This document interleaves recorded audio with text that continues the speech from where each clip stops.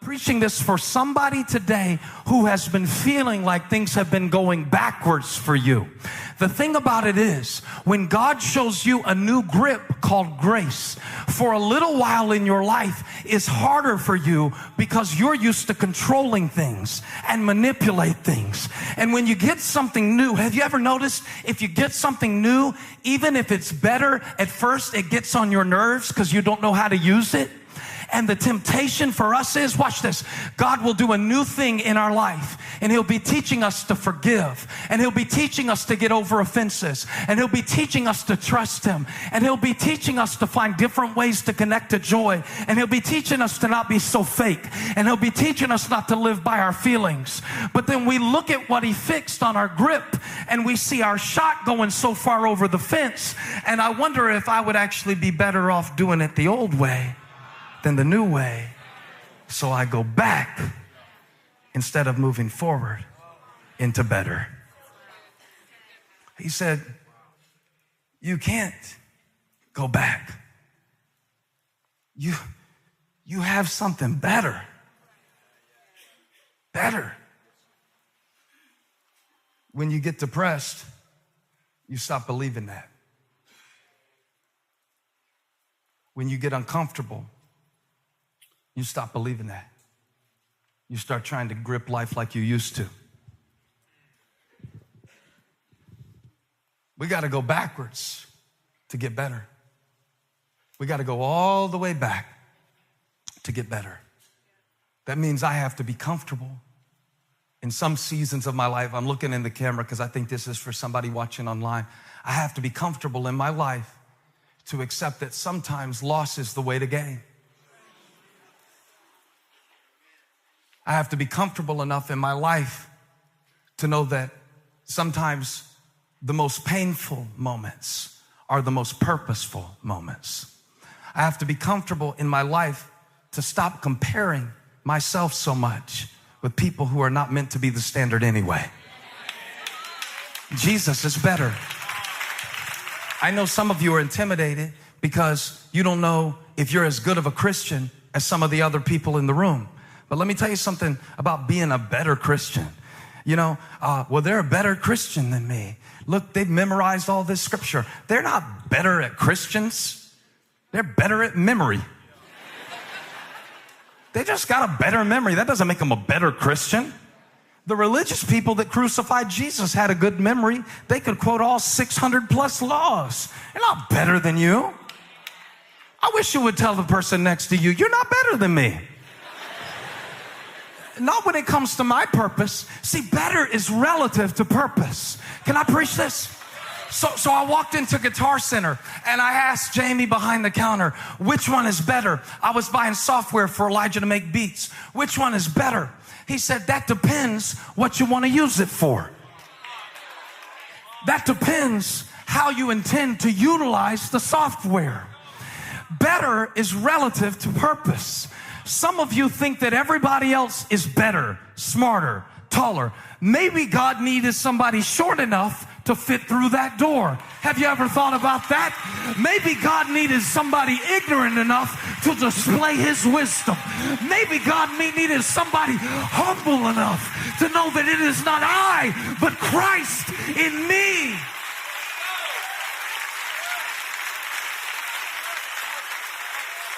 And besides, if Jesus Christ walks in this room, none of us are going to have any fashion show to put on. None of us are going to roll out our righteous deeds. We all have sinned and fallen short of the glory of God. And grace is a way of life because you need Him like I need Him. And His blood that was enough for you was enough for me. If it cleansed Billy Graham, it can hit me too.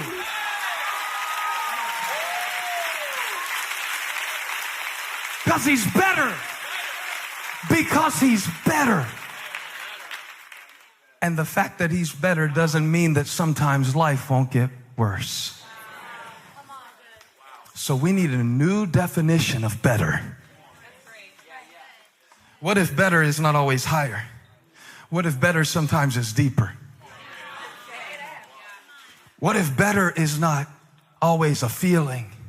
What if it's more like a foundation? What if better is not always what God is doing for you, but sometimes it's what he's doing through you? They couldn't recognize Jesus when he came in the form of a baby because they were waiting for something better.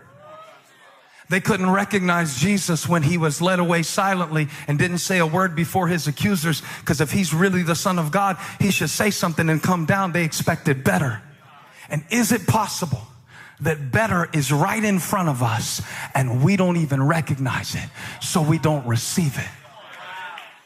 You know what? Some of us are so used to bad that we reject better when it comes. Sometimes backwards feels better, feels familiar. Sometimes we'll go back to bad relationships because they feel better. Oh, I'm preaching now. It got quiet. When backwards, I called the sermon when better feels backwards, but what about when backwards feels better? But I think I'll just go back to this. I think I'll just go back to that. I think I'll just quit trying at this. I think I'll use my old grip. I'm tired of waiting on. That's what happened to Abraham, by the way. God told him he was going to do it a certain way, but he thought he knew better. So instead of waiting, he went in and slept with the servant of his wife, Sarai. Her name became Sarah. But Abraham went in and made a baby with her because God had a promise and a timetable for the promise. But Abraham, I know you never did this before, but he thought he knew better than God. And the Bible even uses this illustration of Abraham in Hebrews 6. He reaches backward to show them how much better it is to wait for the promise of God. He reaches all the way back to Abraham. That was like the progenitor or the father of the faith of the whole nation. This is what they came from. And now as they're tempted to go back away from what they're walking into, as their lives get worse, as their situation seems to decrease and diminish, he reaches back to Abraham and he talks about how he patiently waited for the promise of God, but that's not the whole story. See, before Abraham patiently waited for Isaac, the child of promise, to be born through Sarah, he got the word from God, and then he went and did something that he thought was better because he got tired of waiting. He had the right word, but the wrong womb.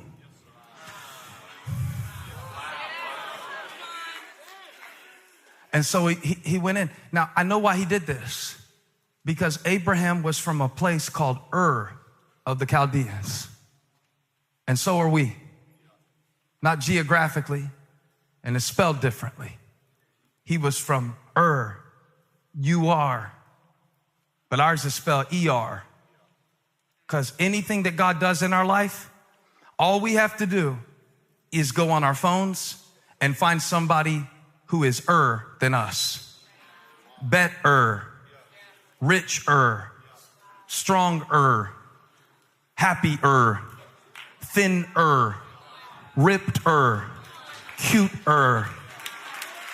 This is the one that'll break your heart. You think your kids are smart, and then you get around some other kids, and you realize that your kids, by product of comparison, were better than their 3-year-old brother, but around the same age kids. It's always this temptation. You don't have to do anything but flip on a commercial, and they will be pulling you back to the land of Ur. It's better. It's better. And there are things in your life right now that you're like, it'd be so much better if. Would it really? Are you sure? Yeah. If I was famous, that would be amazing. I would be significant. If people knew my name. Oh, really? That would be better? You never saw a celebrity commit suicide? Are you sure it would be better? Is that what better really is? Well, if I had this amount of money, I wouldn't have any problems. Are you sure about that? You never met a miserable rich person? I can introduce you to a few. It's not like this is new. It's not like it's only for the church here in Rome that is being persecuted for their faith. We are all drawn back to the land of of looking around and never feeling really enough and comparing ourselves to things that were never meant to be our standard. The only standard worthy of your comparison is the full potential of Christ in you, the hope of glory. And I want to declare over some of our lives today, we don't even realize how good it already is. We are forgiven, set free, redeemed, breathing, clapping, walking, talking, examples of the miracle working power of God. I release this over your life. It's already better. You can already rejoice. You can give thanks right now for His goodness.